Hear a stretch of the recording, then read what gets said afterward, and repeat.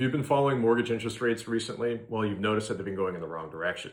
Just about 2 months ago, we were getting down into the mid fives, and right now we're sitting just above 6%.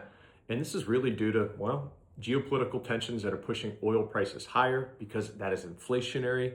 But the interesting fact is that if these energy prices start to slow the economy, well, that could actually drive rates lower.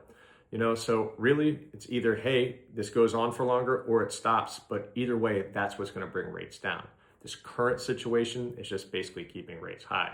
Now, you also might have heard that nationally it's becoming a buyer's market. That's not the case here in DC. It's actually a pretty balanced market with a slight teeny little edge to the seller side, depending on the type of house you're buying and the market that you're buying in.